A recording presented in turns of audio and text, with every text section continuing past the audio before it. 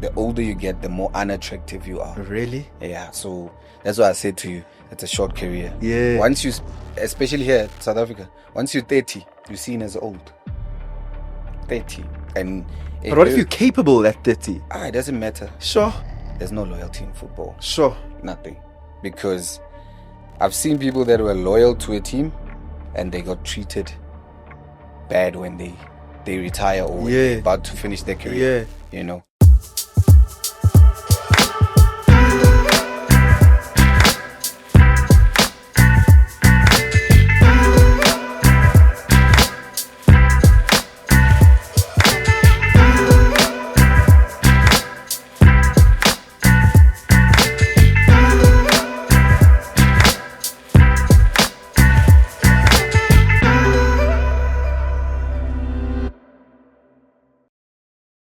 The show is Engineer Your Life, and I'm Lungelo. Okay, if you are new here, welcome. Finally, where have you been? I'm so glad that you've made the decision to be intentional about your growth, to be intentional about your mental health. You're being intentional about choosing content and making decisions that are good for your overall well-being and just your growth in who you are. Today, I'm very excited because we're doing something. I guess we've had many episodes where we speak to incredible men, but I've never really spoken to a sports star at this level of depth. And I know you clicked on this because you saw who I'm speaking to. He's an incredible man. And not only has he made many strides in sports, in football, specifically internationally, but he's also been intentional about forming a brotherhood and being part of a brotherhood with Dove Men Plus Care, where they speak about great things. They get into initiatives where they're able to focus on growth of the man in its whole totality. But before I bore you with this intro, let me get straight into it. Mr. George Lebese, sir, how's your heart today? Hello to your viewers. Thank you so much for having me. Sure, well, bro. How are you? It's been quite the week. Yeah. And I guess this type of conversation allows us to be free to be honest about that type of feeling. I've had quite the week, a bit of sickness here and there, a bit of travel, but I'm good. I'm happy to be sitting across you today. That's great to hear. Yeah, Thank man. you for having me. Beyond being fine, would you say your heart is in a good space today? Yeah, my heart is in a good space. I'm surrounded by very supportive people. Yeah. So I can't complain much, it's taking it a day at a time. Yeah. Would you say supportive people are crucial to maintaining that contentment in your life? Yeah, they play a very important role, surrounding yourself with people that support you emotionally as well, it's always important. And like you mentioned, Dove Men Plus Care, the brotherhood, it's not only just a title that we use, but I can say freely that when the whole campaign started, it's just people that we see on socials, some we've met, but now it's I can be proud to say I've built a brotherhood, and we're actually brothers now, and we know a lot about each other, and we spend some time together picking up certain things in each and every guy, and everything just came along. It's very important to have good people around you. And I love that you say the strength of a brotherhood, because as men, man, we are so criticized a lot on the internet for only coming together to be toxic. Yeah. For only using our masculinity to destroy instead of using our masculinity to protect and nurture and be vulnerable with one another. How would you say your brotherhood is different to the brotherhoods that are so looked down upon by others? I think with time, the way time is moving, as men, we're required to be strong. You're supposed to be strong and not feel anything emotionally, but in your space alone, that's when you feel it the most. Sure. So again, I'm going to emphasize on the fact that when you have good people around you, people that you can talk to, it helps ease off that stress that you're going through. I mean, life is not easy for anyone. Yeah. We all go through something. Yeah. And some are just good in hiding. Some stresses are loud. Some are silent. Yeah. So it's very important to have good people around you. Family, friends, brotherhood. Someone said that it's in life, you are always either about to go into a problem, in the middle of a problem, or coming out of a problem. Exactly. And that's how life goes. Yeah. It's not unique to anyone. Hence, it's important to have these healthy methods of dealing with problems.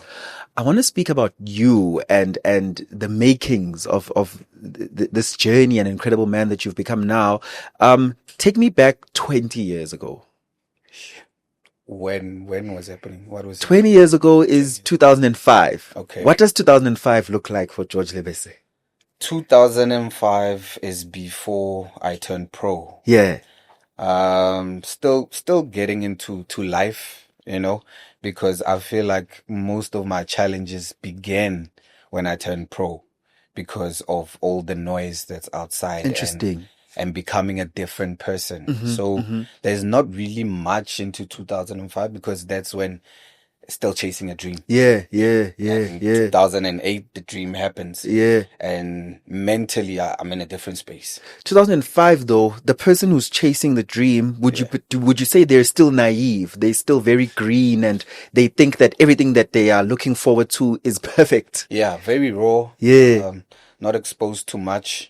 I just know what I know. Yeah. I just know I have this dream that I'm chasing and nothing else really mattered to Yeah. me. I've always told people I just had one plan and one plan only. I didn't have plan B. So it was 2005 was me chasing that plan. Yeah. Are you in a club already? Are you still playing for schools? Nah, not playing anymore. Retired. I'm saying then, 2005. I'm playing school soccer. Yeah. I'm in a development team.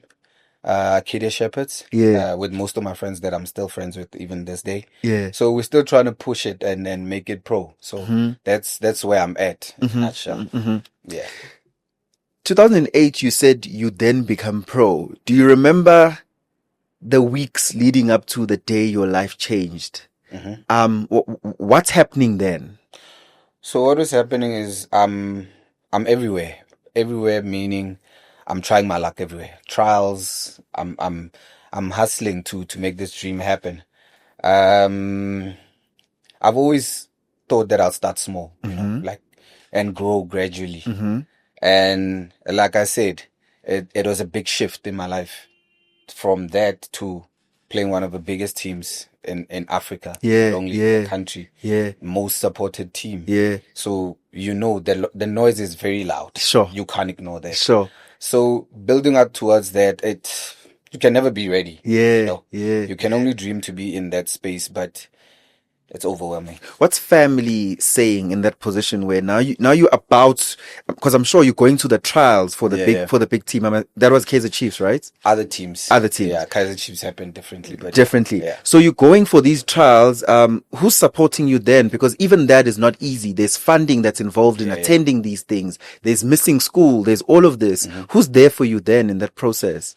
So mine is a different story. So parents are there, but they're not really sure if I can really play. Can he really play? Yeah. But there's a couple of people that used to come, to my house and tell them, but they were supportive, but not as supportive. Yeah. I like to make reference to these in that there's other kids that their parents, they go to the games, they're there every day.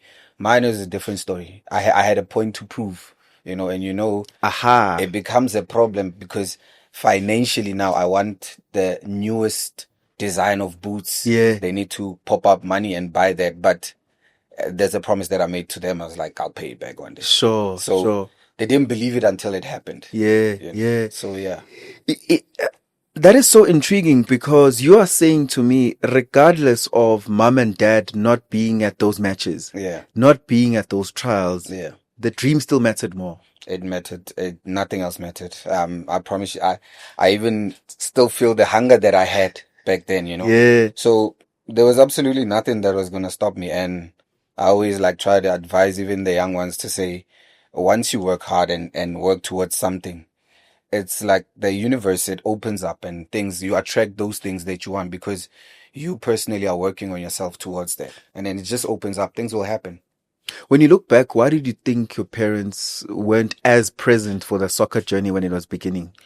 It's just like every other black parents, they want academically to be strong, to be a doctor, to be, But with me, I had a different vision, different goal. And I had to escape a little bit from that. Sure. While I tried to go to school, but I knew this is what I want. So they were there supportive, but of other things, not soccer that much. You know? But now they just wanted a teacher or a doctor, yeah, you know, a lawyer. exactly. So yeah, for me, it was different. I knew from a get-go. And were none of those dreams something that you ever contemplated could be my reality? No. Sure, bro. That level of understanding who you are at such a young age is unique. Yeah, I think it's a blessing because I could be stuck in between a lot of things. And try this, and missing what I was really meant to do. But I only had one vision and one goal. There's a youngster though who they don't have, what can I call this? That boldness that you have of saying, I will go after my dream regardless. But they are really good at soccer as well. And they are discouraged and they're like, let me go back to trying to be a lawyer. Yeah. Is it possible to be both? Yeah, it is possible. And this is why education is important, because there's a lot of kids, millions of kids that want to be professional. Not all of them will make it. So that's why education is important. It's a safety net. You know, if that doesn't happen, you fall back on something that's still really solid. And that's why it's important for them to try mostly and balance the two. Yeah. Interesting, man. I want to go back to the moment where you turned pro. Yeah. How do you know that you've turned pro? Maybe someone out there has that desire to turn pro and I don't really know how to get there, to get there, and what it actually means. I'd say being a professional soccer player is playing in a professional league. Okay. How do I know I turned pro is when I signed the contract.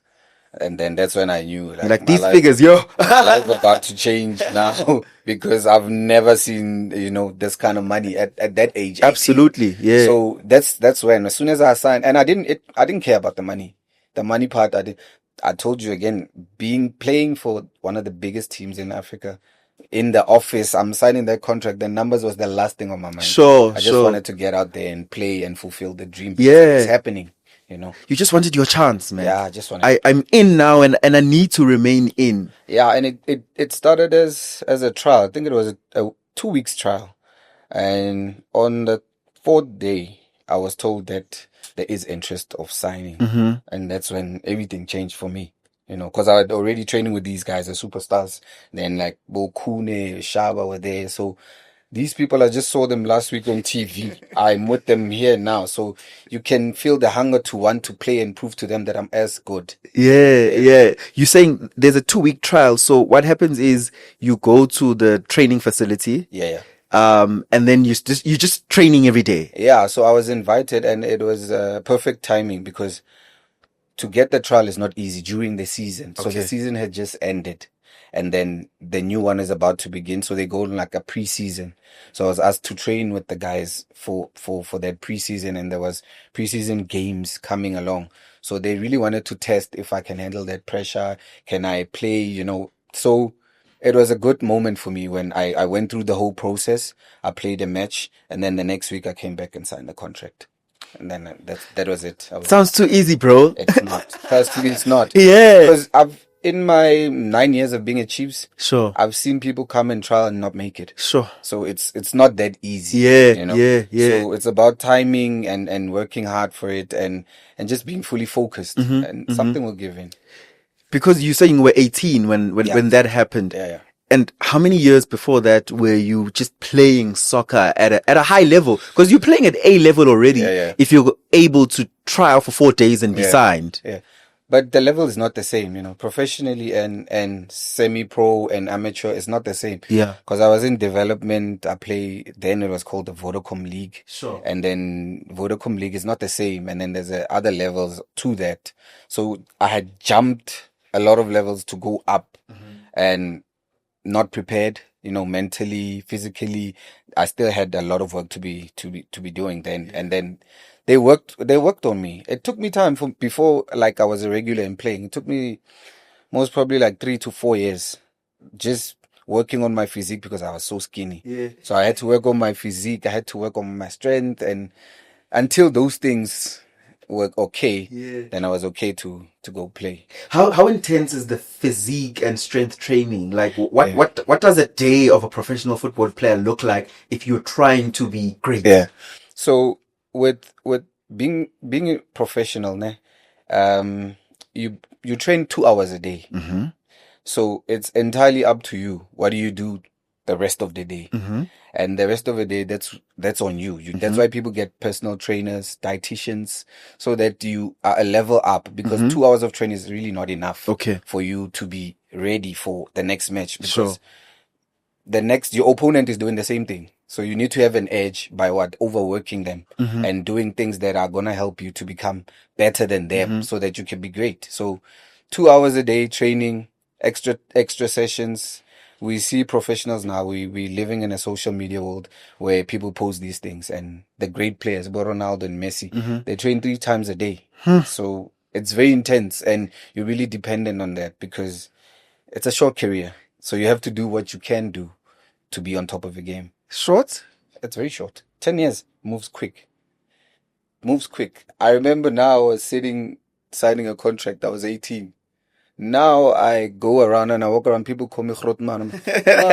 How did that happen so quick? So while you're playing, you're having fun, you're enjoying. It just moves. Next thing, it's done. While you in it, does it feel like it won't end though? Yeah, it feels like it won't end. Ne? You feel like you're going to play forever. And that's not true. Yeah. That's why all these advisors are investments and backup education, and they're very important, because time really moves quick while you in it. I'm going to push you a bit. Yeah. Does the fame get to you at any moment in these 10 years? It does. Like I said, one good game, especially in team like Kaizer Chiefs, Pirates, one good game can make you a hero. You'll be known by hundreds and thousands of people. Millions. Yeah. Yeah. So you can be famous in like one day. Sure. You now no longer an ordinary person that can go to the store and get so it does really get to you. It's about learning how to control that, not letting it get into your head, because you can lose yourself in it and forget why are you famous. It's because of this sport that you really love. Now you all over the place. So that's why it's important to get life coaches as well. I always feel like it's important to get psychologists involved. Every team should have one, because it's really important. It's really important. Mental health while you playing is really important, because imagine having a bad game and being sworn by 90,000 people all at a go. How do you deal with that? How do you handle that? It's not normal. It's not. It's not a normal experience. I was speaking to Loyiso McDonald, an actor. He was on that chair recently on the show, and he was saying that so many popular people, because of their craft, you as well, sports, soccer is a craft. They lose themselves because they forget that I entered for the craft. Yeah. Everything else is noise. Very easy to lose yourself, because there is a lot of noise, and to be in the center of everything and just absorb everything, it's really important. That's why I say that psychology part. It doesn't mean that you're crazy while you're seeing but it's correct. Regulating yourself. It's very important, and I always advise the youth and young kids now that play, that always look after your mental health. It's very important, because when all it's done, you only have yourself, no one else. And the fame, what I've realized, especially with what we read about many soccer players, is that it gives you a false sense of a godly complex. Yeah. You think the world belongs to you. It does. You think you don't have to respect friends and family anymore. You think you don't have to respect women if that's your thing. And how much of that is prevalent within the soccer community? Is it still prevalent, even though there are people like you who are advocating for it to change? Yeah, it's still happening. Without actually even mentioning like some of the names, but you still see it in some players, and it's difficult to try and get to them and speak to them, because being at their peak, it becomes difficult to speak to someone. As you're saying, yeah. So it'll take someone that the person actually wants to listen to, for them to tell them, look, you need to calm down, you need to focus. This is what's happening. Because of having that experience, it's easy for me to share. But while you're in it, it's very difficult to listen, because I've been in that position. Yeah. Some of the things bounced off my ear. Sure. Fortunate enough, I didn't get way out of control. I could maintain and come back, and a couple mistakes here and there. But I like to be involved in sharing and my experience and building the better person in these coming players. Yeah. I love what you said, Uguti. Even though you are at the center, you are at your peak, you can listen to the person you choose to listen to. Yeah. So then intentionally put a Mahrutman around you who've walked the path, so that even when there's so much noise, if the Khrutman speaks to you, then at least you're listening there. If you are interested in listening. Sure, there's also that element. Yeah, because you need to be interested and want to learn from it. Because it's one thing for Amakrutman to try and speak to the ones now, and then you get looked at like, he thinks I'm gonna be him. I'm not gonna be him. What is he saying? It's easy for them to say that, but when a person is interested in learning in that and they actually listen, it becomes easier for Khrutman to approach and say, look, I think don't make certain mistakes 1, 2, and 3, and 4. Then you easily avoid that, because Khrutman, they pay the school fees, and then you shouldn't pay the same school fees as them. That's why they're here to guide and tell you so that you don't make the same mistakes. Yeah. 2008, you go pro, you play, you go through the different teams, building your career, you build a name for yourself. 2015 comes where you have an opportunity to go abroad. It was Turkey. Yeah. Okay. Let me listen to your question. That's another story. So yeah, that happened. It wasn't as how they put it in the media. It is never that. It was not solid.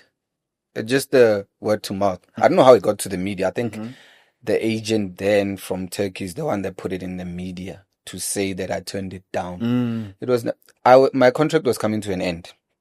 And I said this before. My contract was coming to an end with Chiefs. I was up for renewal. Chiefs was interested in renewing the contract. This guy comes along. He hears that my contract is finishing. He calls me. He's an agent. He's like, are you interested in coming into Turkey? I'm like, who wouldn't be? I'm interested. So, yeah. He says, okay, don't sign a contract with Chiefs, and then I'll give you a contract. I was like, okay, cool. But I'm not going to close off that door if you don't give me something solid. Give me a contract, then I won't sign. I'll come to you. He says, okay.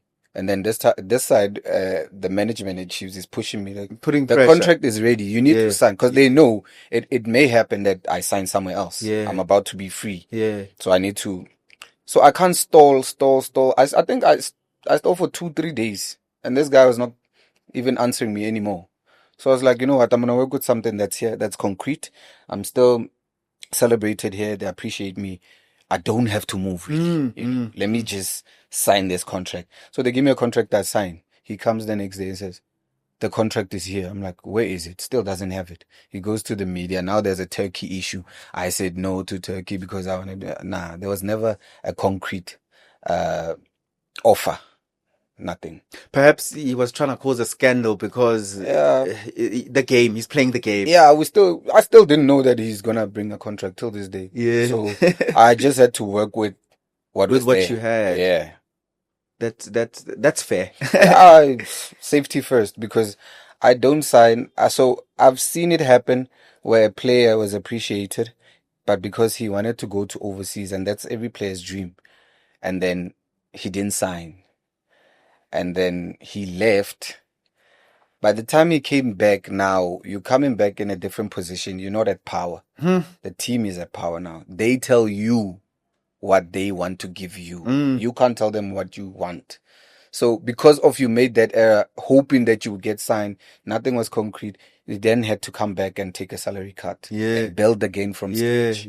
Fortunate enough, they gave him a contract. Sometimes they don't even give you a contract. Sure. They're like, oh, you did this to us. Why you want to come back? You asked. So you see, it's something that I've seen happen. So I didn't want it to happen to me. That's why I went with safety first. I'm going to sign. I'm going to stay here another 4 or 5 years. I'm good. Yeah. Why is going overseas every footballer's dream? Because, number one, better contracts.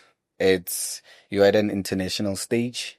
It's like, again, it's levels to everything. So in South Africa, the highest level you can get to is the PSL. Yeah. But in football, everyone wants to play Champions League. Everyone wants to rub shoulders with these great names. And that is in Europe, you know. So it's a dream for you to be there. So Look, we have great players. Benny McCarthy, they did that. Yeah. Stephen Pienaar, they did that. Yeah. So, Yeah. it's every player's dream. Does it feel like you didn't peak if you don't get there? You can peak here in South Africa because, I mean, not everyone's going to make it there. There's still great players that peaked here in South Africa. I can Yeah. for example, but Deco, Mm-hmm. he peaked. We all felt like he should be gone overseas, but he peaked, and unfortunately for him, the age also is the age issue, because you need to be young, and teams get interested in a player while you're young. The older you get, the more unattractive you are. Really? Yeah, so that's why I said to you, it's a short career. Yeah. Once you, especially here at South Africa, once you're 30, you're seen as old. 30. And But what if you're capable at 30? it doesn't matter. Sure. Yeah, so they start giving you like 1 year contract, 6 months, and they want to see if you can, and if you have a good season, then they give you another 1 year. So you're going to live off 1 year. It's such a shame, because there's still great talent, even now, that is unemployed because of being 30, 31. You've been looked at as old, but physically you still feel like I can. Correct. But Yeah. it doesn't really matter anymore.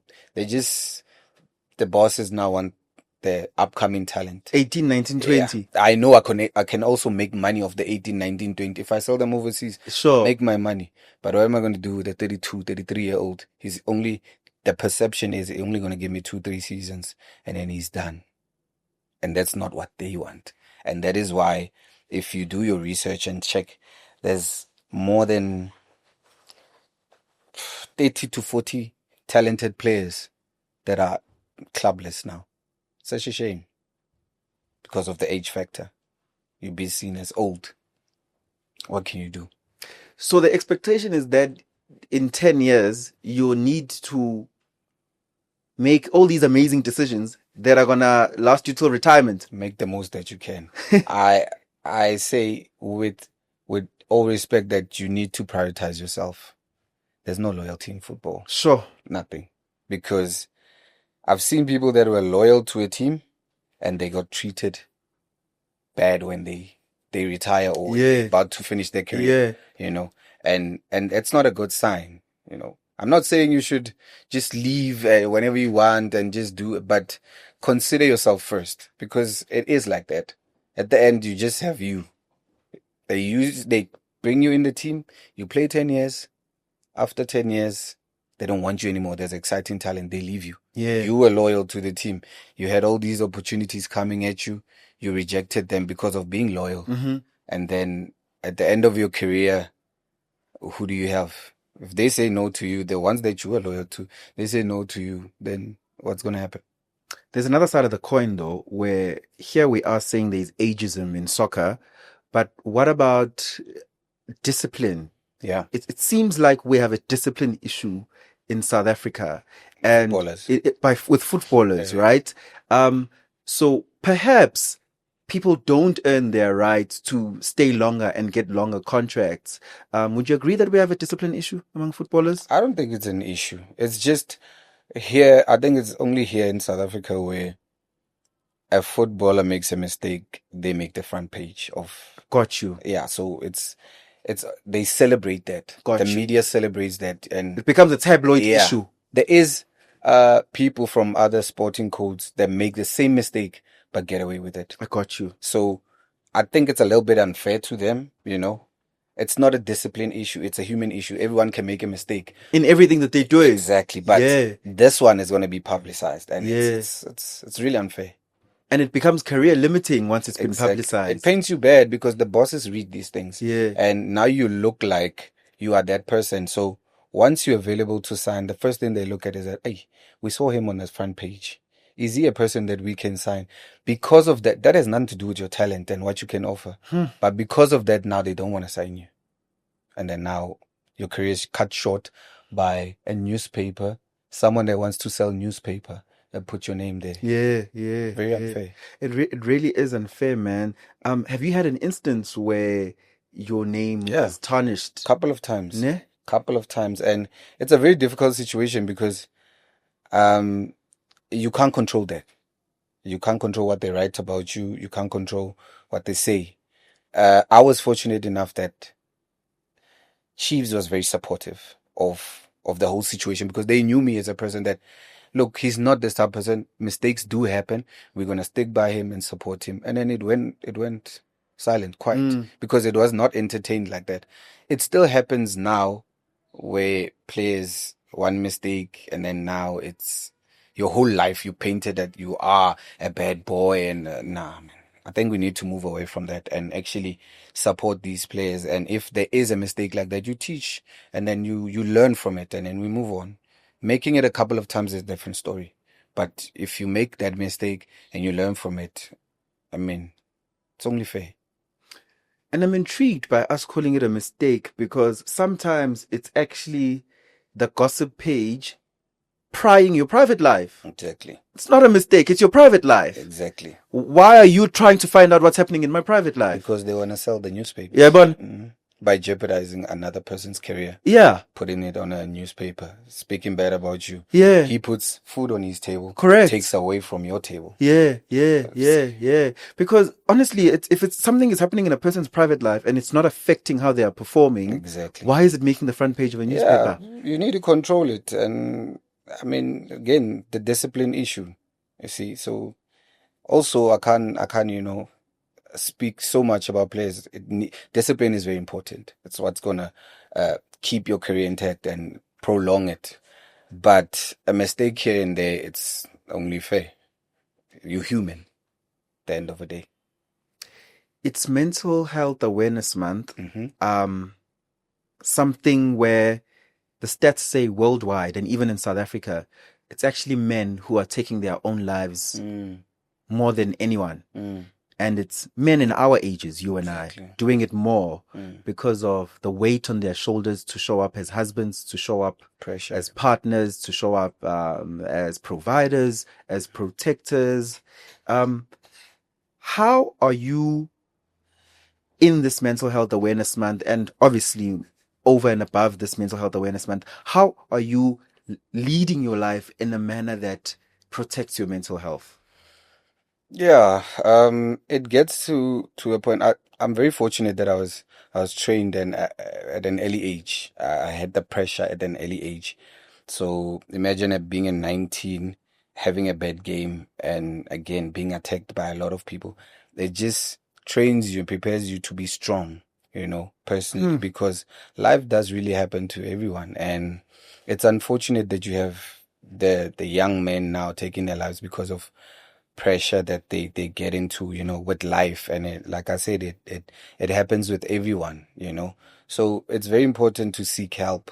As men, never be shy also of asking for help, because I know there's a perception that we have to be strong and not. So mental health is very crucial, and we need to create a society where it's okay for a man to ask for help. It's cool, actually. Let's make it cool about it. Yeah. We should create a space where we can do that, because one of the most important things now is that we can't even speak. It becomes, because now you deal with your problem alone, and once you come up with a solution like suicide, then it's the only solution that you have. But speaking about it, you might relieve some of the pressure on yourself and actually see that there is an opportunity to get out of whatever situation that you're in. So it's really important. And this mental health, we need to push it even more, create a society where it's okay to get help, So I personally, I speak. I'm not going to shy away. If I have a problem, I sit down. Let's address things, guys. Let's speak. Let me hear your perception about my problem. How would you deal with it? Yeah. So it's unfortunate not everyone is like that. So that's what I'm saying. We need to create programs where it's okay to speak, I think we also don't encourage ourselves enough to have boundaries as men. Women are good with boundaries.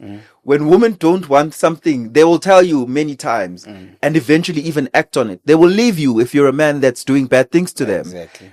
They will scream at you, even though it's not nice. Yeah. They will scream at you to show you that, hey, my boundaries are being crossed. Yeah. Hello, I'm raising an alarm.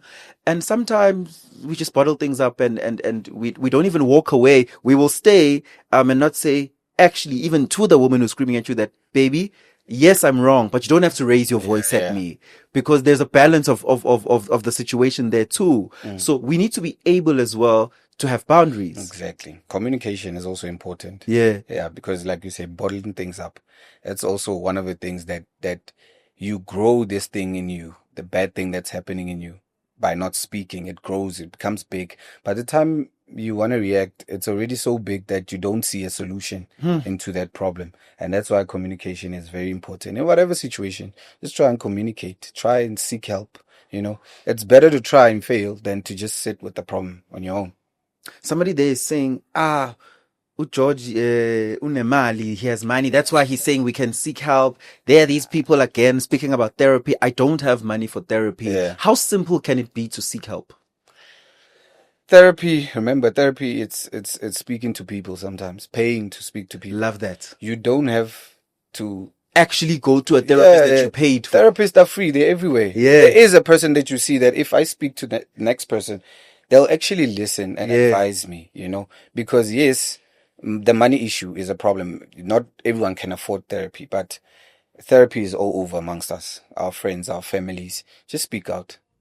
You're right, because we as Africans, many of us have roots in the rural areas where therapy in the Western sense does not exist. But remember, they'd call the induna of the community to come and sit in a circle and discuss the issue.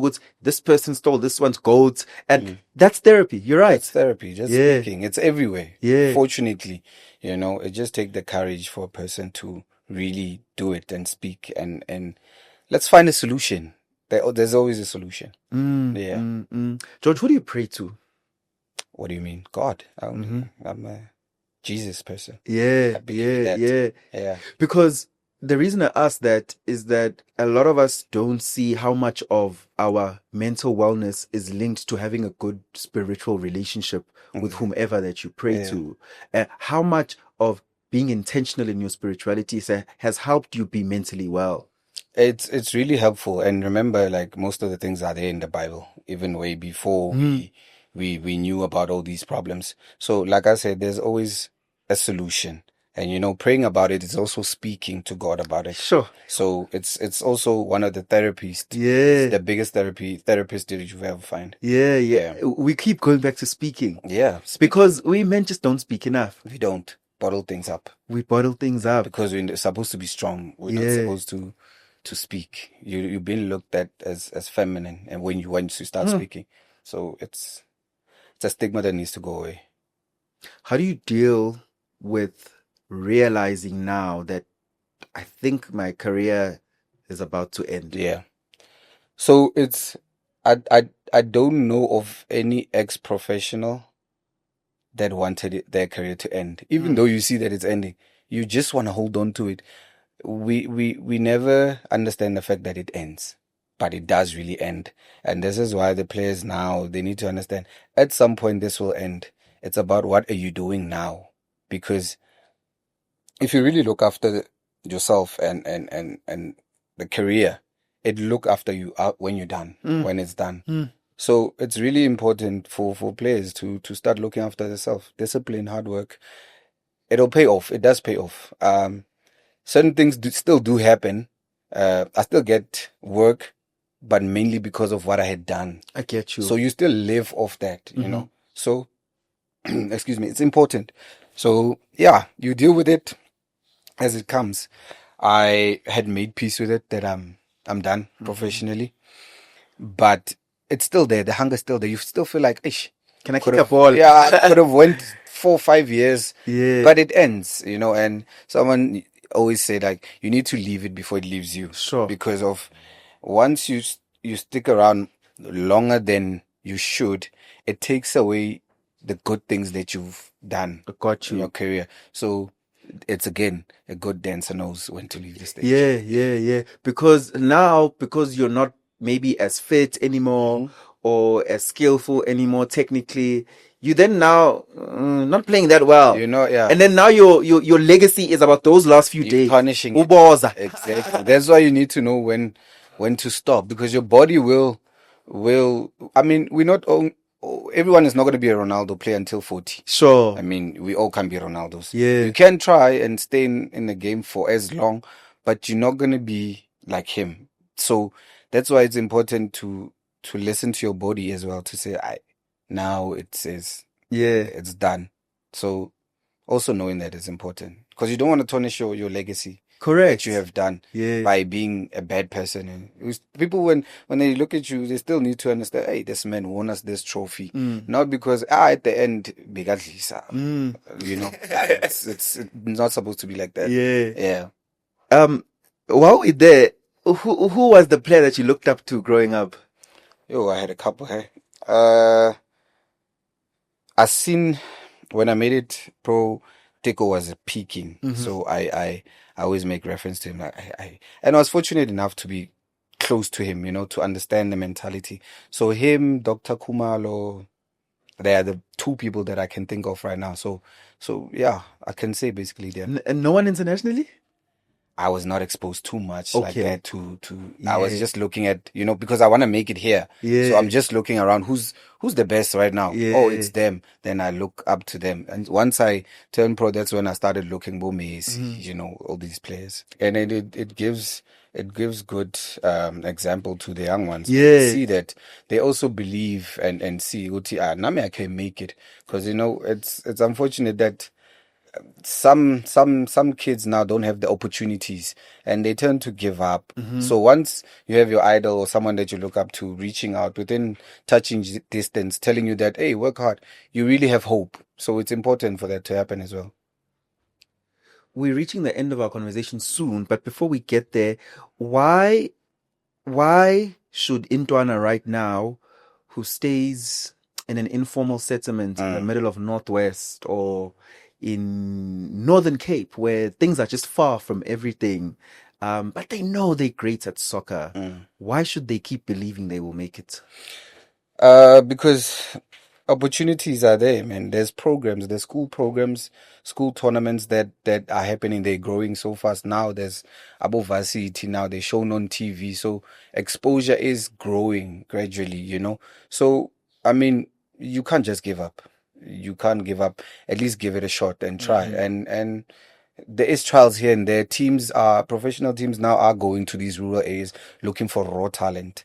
And I would urge also the teams to keep on doing that and giving opportunities to the ones that are very far from your Johannesburg, where you have 8-7 teams that are doing that. So it's very important for school sports also to keep growing. It helps these youngsters to believe and know that they can make it. Sure. Yeah. And last but not least, George Lebese, what's that one thing in life you know for sure and you're absolutely certain of?